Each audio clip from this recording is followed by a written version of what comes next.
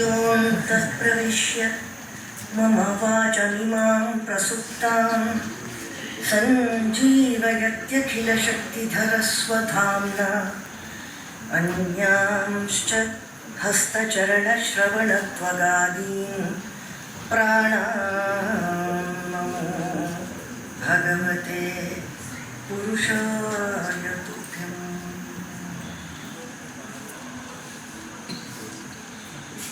ಪರಮಪೂಜ್ಯ ಜಗದ್ಗುರು ಶ್ರೀ ಶಿವರಾತ್ರಿ ದೇಶಿಕೇಂದ್ರ ಸ್ವಾಮಿಗಳವರ ದಿವ್ಯ ಸಾನ್ನಿಧ್ಯದಲ್ಲಿ ಇವತ್ತು ನಾವೆಲ್ಲ ಸೇರಿದ್ದೇವೆ ಅನ್ನೋದು ಅತ್ಯಂತ ಪುಣ್ಯಮಯವಾದಂತಹ ವಿಷಯ ಅಂತ ಭಾವಿಸ್ತಾ ಅವರ ಪಾದಾರವಿಂದಗಳಿಗೆ ಮೊಟ್ಟ ಮೊದಲ ಪ್ರಣಾಮಗಳನ್ನು ಸಲ್ಲಿಸ್ತೇನೆ.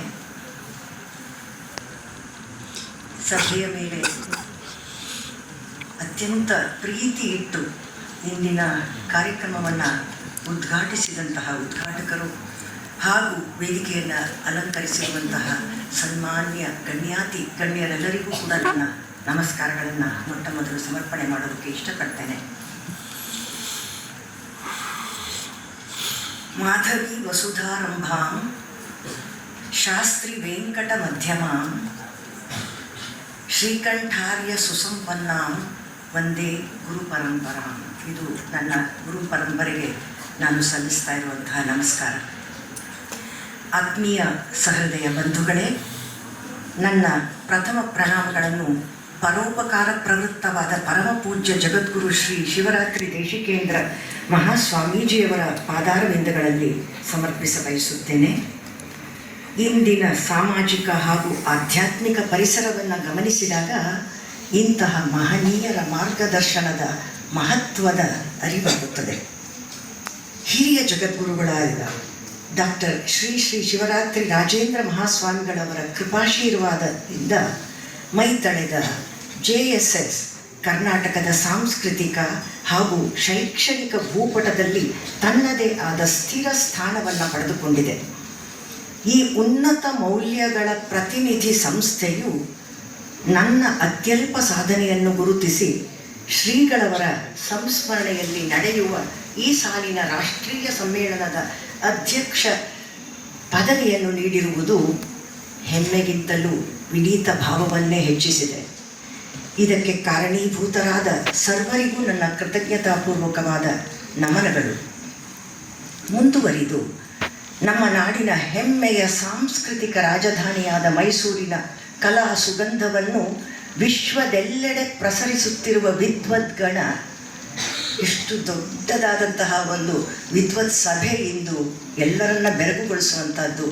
ಅಲ್ಲಿಯ ಪ್ರತಿಯೊಬ್ಬ ಸದಸ್ಯರು ಕೂಡ ನನ್ನ ಅತ್ಯಂತ ಪ್ರಶ್ರಯಪೂರ್ವಕವಾದಂತಹ ನಮಸ್ಕಾರಗಳಿಗೆ ಅರ್ಹರಾಗಿದ್ದಾರೆ. ನನ್ನೆಲ್ಲ ಆಪ್ತವರ್ಗಕ್ಕೂ ಕೂಡ ಪ್ರೀತ್ಯಾದರ ಸಹಿತವಾದ ನಮಸ್ಕಾರಗಳನ್ನು ಅರ್ಪಿಸುತ್ತಾ ಕೆಲವು ವಿಚಾರಗಳನ್ನು ತಮ್ಮ ಮುಂದಿಡ ಬಯಸುತ್ತೇನೆ. ಹಳೆಯದೋ ಹೊಸದೋ, ಸಂಪ್ರದಾಯವೋ ಆಧುನಿಕತೆಯೋ, ಪರಂಪರೆಯೋ ಸ್ವಂತಿಕೆಯೋ, ಶಾಸ್ತ್ರವೋ ಪ್ರಯೋಗವೋ, ಮಾರ್ಗವೋ ದೇಸಿಯೋ, ಬುದ್ಧಿಯೋ ಭಾವವೋ, ಮೂಲವೋ ವ್ಯಾಖ್ಯಾನವೋ, ಗತವೋ ಪ್ರಸ್ತುತವೋ, ನಮ್ಮ ಕಲಾ ಪ್ರಪಂಚ ಇಂತಹ ಗೊಂದಲಗಳ ಗೂಡಾಗಿದೆ. ಹಾಗೆಂದ ಮಾತ್ರಕ್ಕೆ ಇದು ಇಂದಿನದೇ ಸಮಸ್ಯೆ ಎಂದು ಹೇಳುವಂತಿಲ್ಲ. ನಹಿ ಕದಾಚಿದನೀದೃಶಂ ಜಗತ್ ಎಂಬ ಪ್ರಾಚೀನೋಕ್ತಿಯಂತೆ ಜಗತ್ತು ಎಂದೂ ಈಗಿನದಕ್ಕಿಂತ ಭಿನ್ನವಾಗಿರಲಿಲ್ಲ. ಈಗಿರುವಂತೆಯೇ ಇತ್ತು, ಇರುತ್ತದೆ ಕೂಡ. ಅಂದರೆ ಎಲ್ಲ ಕಾಲಮಾನದಲ್ಲೂ ಈ ಗತ ಆಗತ ಅನಾಗತಗಳಲ್ಲಿ ಯಾವುದು ಗ್ರಾಹ್ಯ ಎನ್ನುವ ಪ್ರಶ್ನೆ ಇದ್ದೇ ಇದೆ. ತನ್ನ ಮಾಲವಿಕಾಗ್ನಿಮಿತ್ರದಲ್ಲಿ ಕಾಳಿದಾಸನೇ ಪುರಾಣಮಿತ್ಯೇವನ ಸಾಧು ಸರ್ವಂ, ಹಳೆಯದಿಂದ ಮಾತ್ರಕ್ಕೆ ಎಲ್ಲವೂ ಸಾಧುವಲ್ಲ ಎಂದು ಹೇಳಿದ್ದಾನೆ.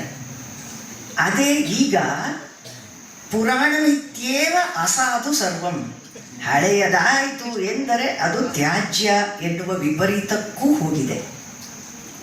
DVಜಿಯವರು ಹೇಳುವಂತೆ ಹಳೆಯ ಭಕ್ತಿ ಶ್ರದ್ಧೆಗಳು ಮಾಸಿ ಹಳಸಿ ಹೋಗಿವೆ, ಹೊಸ ಬೆಳಕು ಕಂಡಂತಾದರೂ ಅದು ನಮಗೆ ಅನುಕೂಲಕರವಾಗಿ ಇದೆ ಎಂಬ ಖಾಚಿತ್ಯ ನಮಗಿಲ್ಲ. ಹಾಗೆಂದು ಧೈರ್ಯಗೆಟ್ಟರೆ ಸಮಸ್ಯೆಗೆ ಪರಿಹಾರ ಒದಗದು. ಯಾವುದೇ ಆದರೂ ಸತ್ವಭೂಯಿಷ್ಠವಾಗಿದ್ದಲ್ಲಿ ಅದು ಅವಿನಾಶಿ ಎನ್ನುವುದನ್ನು ಇತಿಹಾಸ ತೋರಿಸಿಕೊಟ್ಟಿದೆ. ಈ ಸಂದರ್ಭದಲ್ಲಿ ಡಾಕ್ಟರ್ ಮಾಸ್ತಿ ವೆಂಕಟೇಶ ಅಯ್ಯಂಗಾರ್ ಅವರು ಹೇಳಿದ ಒಂದು ಉದಾಹರಣೆ ನನಗೆ ನೆನಪಾಗ್ತಾ ಇದೆ. ಟಪಾಲಿನಲ್ಲಿ ಕಳುಹಿಸಿದ ಪತ್ರ ಅನೇಕ ಅಂಚೆ ಕಚೇರಿಗಳನ್ನು ಹಾದು ಹೋಗುವಾಗ ಪ್ರತಿಯೊಂದು ಕಚೇರಿಯಲ್ಲಿಯೂ ಕೂಡ ಲಕೋಟೆಯ ಮೇಲೆ ಕಚೇರಿಯ ಮುದ್ರೆ ಬೀಳುತ್ತದೆ ಅಲ್ಲವೇ? ಆದರೆ ಒಳಗಿನ ಪತ್ರಕ್ಕೆ ಅದರಿಂದ ಯಾವುದೇ ಹಾನಿಯಾಗುವುದಿಲ್ಲ.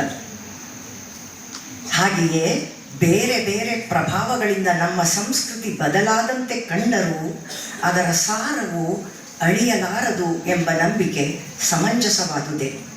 ಆದರೆ ಅದರ ಜೊತೆಗೆ ವಿಶೇಷತಃ ಭಾರತೀಯ ಸಂಸ್ಕೃತಿಯ ಸಾರವನ್ನು ಹೀರಿಕೊಂಡು ಹಸನಾಗಿ ಹೊಮ್ಮಿ ಹಬ್ಬಿರುವ ನಮ್ಮ ಅಭಿಜಾತ ಕಲೆಗಳ ಅಸ್ಮಿತೆಯ ಹೆಗ್ಗುರುತುಗಳನ್ನು ಗುರುತಿಸಿಕೊಳ್ಳುವ ಗುರುತರವಾದ ಹೊಣೆಗಾರಿಕೆಯು ನಮ್ಮ ಮೇಲೆ ಇದೆ ಎನ್ನುವುದನ್ನು ಮರೆಯಲಾಗದು.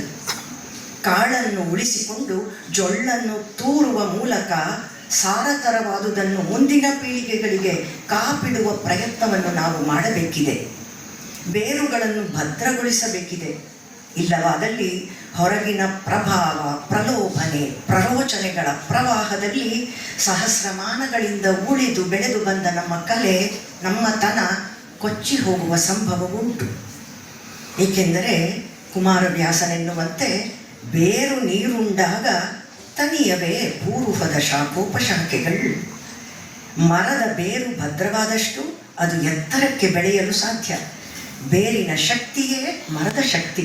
ಕಲೆಯೂ ಹಾಗೆಯೇ.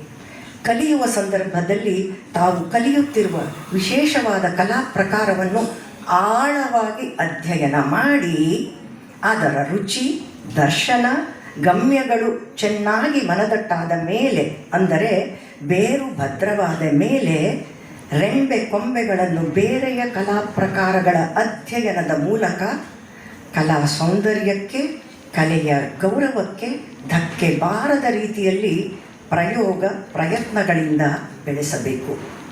ಇಂತಹ ಅಧ್ಯಯನವೂ ಕೂಡ ಪುನಃ ಬೇರಿಗೆ ತನ್ನ ಪುಷ್ಟಿಯನ್ನು ನೀಡುತ್ತದೆ. ಹಿರಿಯರ ಪಾತ್ರ. ಇಂತಹ ಪ್ರಯತ್ನಗಳು ಯಶಸ್ಸನ್ನು ಕಾಣಬೇಕಾದರೆ ನಮ್ಮ ಹಿರಿಯರೂ ಪರಂಪರೆಯನ್ನರಿತ ಪಂಡಿತರೂ ಆಧುನಿಕರಿಗೆ ಒತ್ತಾಸೆಯಾಗಿ ನಿಂತು ಮಾರ್ಗದರ್ಶನ ಮಾಡಿದರೆ ಕಲೆಯ ಬೇರಿಗೆ ಕೊಡಲಿ ಬೀಳುವ ಭಯ ತಪ್ಪುತ್ತದೆ. ಇವರು ಸಂಪ್ರದಾಯದ ವಿಷಯದಲ್ಲಿ ವಿವೇಕದಿಂದ, ಆಧುನಿಕತೆಯ ವಿಷಯದಲ್ಲಿ ಸಹಾನುಭೂತಿಯಿಂದ ವರ್ತಿಸಬೇಕಾಗುತ್ತದೆ. ಖ್ಯಾತ ಚಿಂತಕರೊಬ್ಬರು ಒಮ್ಮೆ ಹೇಳಿದರು, ಸಂಪ್ರದಾಯಕ್ಕೆ ಜಿಗುಟುತನ, ಆಧುನಿಕತೆಗೆ ಅಹಂಕಾರ. ಸಾಂಪ್ರದಾಯಿಕತೆಗೆ ಜಿಗುಟುತನ, ಆಧುನಿಕತೆಗೆ ಅಹಂಕಾರ. ಎಂಥ ಮಾತು ಇದು! ಸಾಂಪ್ರದಾಯಿಕರಿಗೂ ಆಧುನಿಕರಿಗೂ ಏಕಕಾಲದಲ್ಲಿ ಕನ್ನಡಿ ಹಿಡಿಯುವ ಮಾತು. ಹಾಗಾಗಿ ಹಿರಿಯರು ತಮ್ಮ ಬಿಗಿತನವನ್ನು ಬದಿಗೊತ್ತಿದರೆ ಆಧುನಿಕರು ಅವರನ್ನು, ಕಲೆಯ ಬಗೆಗಿನ ಅವರ ಕಳಕಳಿಯನ್ನು ಅರ್ಥ ಮಾಡಿಕೊಳ್ಳಲು ಸಮರ್ಥರಾದರು. ಋಗ್ವೇದದಲ್ಲಿಯೇ ಆನೋ ಭದ್ರಾ ಕ್ರತವೋ ಎಂತು ವಿಶ್ವತಃ, ಉತ್ತಮ ವಿಚಾರಗಳು ವಿಶ್ವದ ಎಲ್ಲೆಡೆಯಿಂದ ನಮ್ಮಲ್ಲಿಗೆ ಬರಲಿ ಎಂಬ ಉದಾತ್ತ ಭಾವನೆ ವ್ಯಕ್ತವಾಗಿದೆ. ಅದಕ್ಕನುಗುಣವಾಗಿ ಪರಂಪರೆಯ ಪ್ರತಿಮೆಗೆ ಆಧುನಿಕತೆಯ ಅಲಂಕಾರ ಮಾಡುವಂತಹ ಪ್ರಯೋಗಗಳು ಶಾಸ್ತ್ರೀಯ ಸಂಗೀತ ಮತ್ತು ನೃತ್ಯ ಪ್ರಕಾರಗಳಲ್ಲಿ ಹಿಂದೆಯೂ ಯಶಸ್ವಿಯಾಗಿ ನಡೆದಿವೆ. ಉದಾಹರಣೆಗೆ ಉತ್ತರಾದಿ ಸಂಗೀತದಿಂದ ಕರ್ನಾಟಕದ ಶಿಸ್ತಿಗೆ ಬಂದ ದ್ವಿಜಾವಂತಿ, ಬೇಹಾಗ್, ಹಮೀರ್ ಕಲ್ಯಾಣಿ, ಸಿಂಧು ಭೈರವಿ, ಕಾಪಿ ಮುಂತಾದ ರಾಗಗಲ್ಲಿಯ ರಚನೆಗಳನ್ನು, ನೋಟು ಸಾಹಿತ್ಯ ಸ್ವರವನ್ನು, ಪಾಶ್ಚಾತ್ಯ ಸಂಗೀತದ ಸ್ವರಧಾತು ಇದನ್ನು ನೋಡಿದರೆ ಸ್ಪಷ್ಟವಾಗುತ್ತದೆ. ಆದರೆ ಪ್ರಯೋಗಗಳ ಸಾಮಂಜಸ್ಯವನ್ನು ಕಂಡುಕೊಳ್ಳಲು ರಸಪ್ರಜ್ಞೆಯನ್ನು ಬೆಳೆಸಿಕೊಳ್ಳುವುದು ಅವಶ್ಯಕ. ಕಾಳಿದಾಸನ ಸೂಚನೆ ಇಲ್ಲಿ ಸ್ಮರಣೀಯ. ಸಂತಃ ಪರೀಕ್ಷ್ಯ ಅನ್ಯತರದ್ ಭಜಂತೆ. ಬಲ್ಲವರು ಏನನ್ನೂ ಒಪ್ಪಿಕೊಳ್ಳುವ ಮೊದಲು ಪರೀಕ್ಷೆಯ ಒರೆಗಲ್ಲಿಗೆ ಹಚ್ಚುತ್ತಾರೆ ಎನ್ನುವುದು. ಹಾಗೆ ನೋಡಿದಾಗ ಮೊದಲಲ್ಲಿ ಪಟ್ಟಿ ಮಾಡಿದ ತೋರಿಕೆಯ ವೈರುಧ್ಯದ ವಿಷಯಗಳನ್ನು ಸಮನ್ವಯಗೊಳಿಸುವುದು ಅನಿವಾರ್ಯ. ಲಕ್ಷಣದೊಡನೆ ಲಕ್ಷ್ಯವನ್ನು, ಪ್ರಾಚೀನದೊಡನೆ ಅರ್ವಾಚೀನವನ್ನು, ಗಾನದೊಡನೆ ಗೇಯ ಸಾಹಿತ್ಯವನ್ನು, ಹಳೆ ಬೇರಿನೊಡನೆ ಹೊಸ ಚಿಗುರನ್ನು ಹೊಂದಿಸಿ ಮಾರ್ಗದೇಸಿಗಳ ಮೋಸದ ಪೈಪೋಟಿಯನ್ನು ಅಳಿಸಿ ಸಾಮರಸ್ಯದ ರಸಪಾಕವನ್ನು ಸವಿಯಬೇಕು. ಎಲ್ಲದರ ಸಮುಚಿತ ಪ್ರಯೋಗದಿಂದ ಮಾತ್ರವೇ ಕಲೆಯ ಪರಮ ಪ್ರಯೋಜನವಾದ ಉತ್ತಾರಣ ಸಾಧ್ಯ. ಈ ಆಧ್ಯಾತ್ಮಿಕ ಉತ್ಥಾನಕ್ಕೆ ಅತ್ಯಂತ ಸಹಾಯಕವಾದ ಸಾಮಗ್ರಿ ಎಂದರೆ ಧಾತುವಿನ ಜೊತೆಗೆ ಪದವಿಡುವ ಅರ್ಥ ಸಮೃದ್ಧವಾದ ಸಾಹಿತ್ಯ. ರಾಮಾಯಣ, ಮಹಾಭಾರತ ಇಂತಹ ಮಹಾಗ್ರಂಥಗಳ ಬೆಳಕಿನಿಂದ ಕಾಂತಿಗೊಂಡ ಮಹಾವಾಗ್ಗೇಯಕಾರರ ಕೃತಿಗಳು ಮಾನವ ಜನಾಂಗಕ್ಕೆ ದಾರಿದೀಪ. ಕಡೆಯ ಮಾತು. ಮಮ್ಮಟಾಚಾರ್ಯನ ಕಾವ್ಯ ಪ್ರಯೋಜನದ ಅನ್ವಯ ಸಂಗೀತ ಕಲೆಗೂ ಆಗುವುದಲ್ಲವೇ? ಅವನು ಕಾವ್ಯಂ ಎಂದಿದ್ದಾನೆ, ಅದನ್ನು ನಾವು ಗಾನಂ ಎಂದು ಇಟ್ಟುಕೊಂಡರೆ, ಗಾನಂ ಯಶಸ್ಸೇ ಅರ್ಥಕೃತೆ ವ್ಯವಹಾರವಿದೆ ಶಿವೇತರ ಕ್ಷತೆಯೇ ಸತ್ಯಪರ ನಿವೃತ್ತಯೇ ಕೀರ್ತಿ ಧನಾರ್ಜನೆ ವ್ಯವಹಾರ ಜ್ಞಾನ ಅನಿಷ್ಟ ನಿವಾರಣೆ ಸದ್ಯ ಸಂತೃಪ್ತಿಯೇ ಮೊದಲಾದ ಲೌಕಿಕ ಪಾರಲೌಕಿಕ ಅರ್ಥವ್ಯಾಪ್ತಿಯನ್ನು ಪ್ರಪಂಚಿಸುವ ವೈಶಿಷ್ಟ್ಯವನ್ನು ಉಳಿಸಿಕೊಳ್ಳೋಣ, ಬೆಳೆಸಿಕೊಳ್ಳೋಣ, ಸಾರ್ಥಕ್ಯವನ್ನು ಗಳಿಸಿಕೊಳ್ಳೋಣ ಎಂದು ವಿನಂತಿಸಿಕೊಳ್ಳುತ್ತಾ ವಿರಮಿಸುತ್ತೇನೆ. GR JSS ಸಂಗೀತ ಸಭಾ, GR ಭಾರತೀಯ ಕಲಾ ಸಂತತಿ. ನಮಸ್ಕಾರ.